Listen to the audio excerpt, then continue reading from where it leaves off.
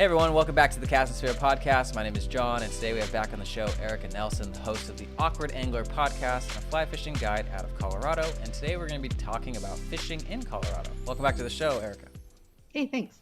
So if I want to go to Colorado, what should I be doing? What should I be thinking about? Where should I be going? Can you give us a deep dive? Sure. Yeah. Colorado has a lot of amazing spots to come check out. So Colorado is kind of divided in a couple different sections. So typically most folks know of Denver, which is called the Front Range area. And there's a lot of great fishing in that space. I don't really spend a whole lot of time there, especially this time of year, because it's a little hot. But there's some really great places. I like to fish kind of like in Estes Park as well. Once you're kind of making your way more towards the west, you kind of get up into what's called the Western Slope, which is where I live. And then as you're moving more west, it's kind of the Basin area, which is where Grand Junction is. And so within that, there's a lot of different types of fishing, but mostly trout, I would say. There are a few folks that like to carp fish as well, if that's your thing, but a lot of great fly fishing in any part of the state. So where I live, I'm super in love with it.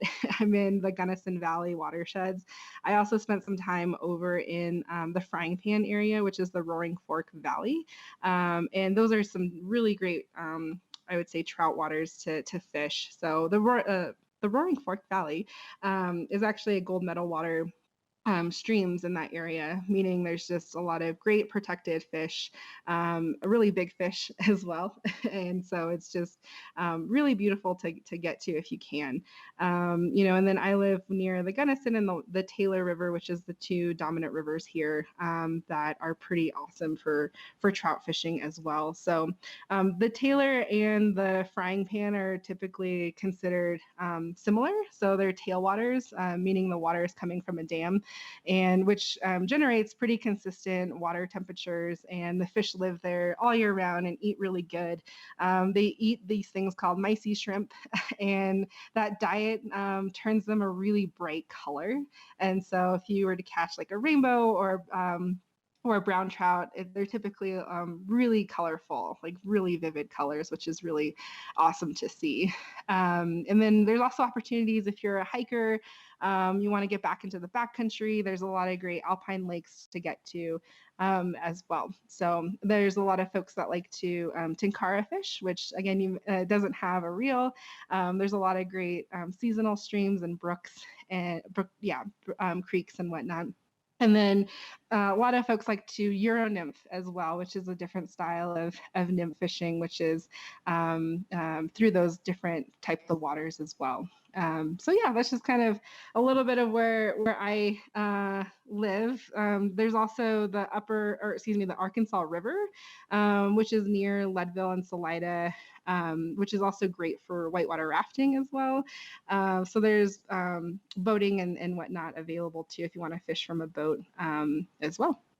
So it's just kind of a very high level of the waters that I fish. Sounds majestic.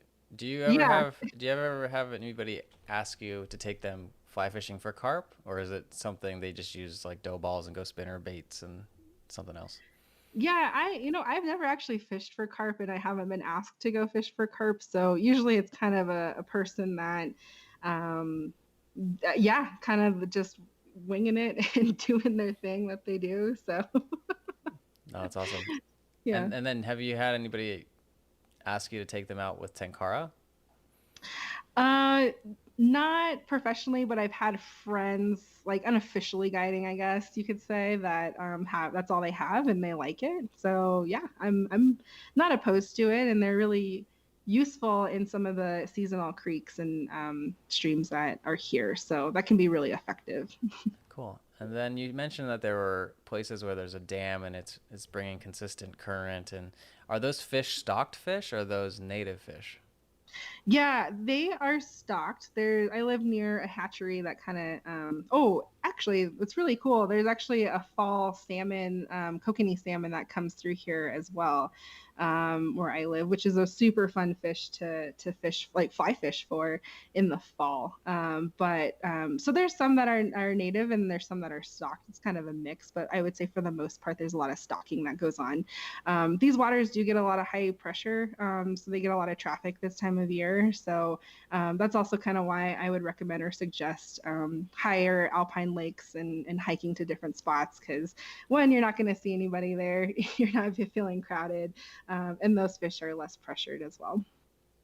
When you say high pressure, then, like, what's the worst you've ever seen a stretch of river? Like side shoulder to shoulder kind of stuff, or just like, wow, there's just too many people here, I gotta go. Yeah, I definitely will leave. Those tailwaters, such as the frying pan and the tailor, that can definitely be shoulder to shoulder.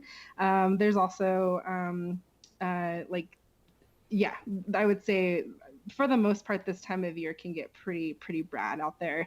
In the Gunnison is also a floatable river as well, so you'll see a lot of boat traffic as well, especially on a weekend. It kind of seems like a little bit of bumper boats. It can get like that on the frying pan, or excuse me, the Roaring Fork as well. And there's also the Colorado River too that gets a lot of pressure, but it's also kind of a wider river as well. But those can definitely get a little packed. Places in Denver get really packed as well. There's a place called Deckers that that's also shoulder to shoulder sometimes. There's not a whole lot of options for folks in the front country unless they come up to the western slope. So I mean that's kind of what they're faced with is, hey, this is the only access. I only have a couple hours, and so those areas will get hit pretty hard. Do you have any tips for how to not be a tangled mess? Or do you recommend just if you see that, just go find somewhere else and go start hiking up into the higher elevation?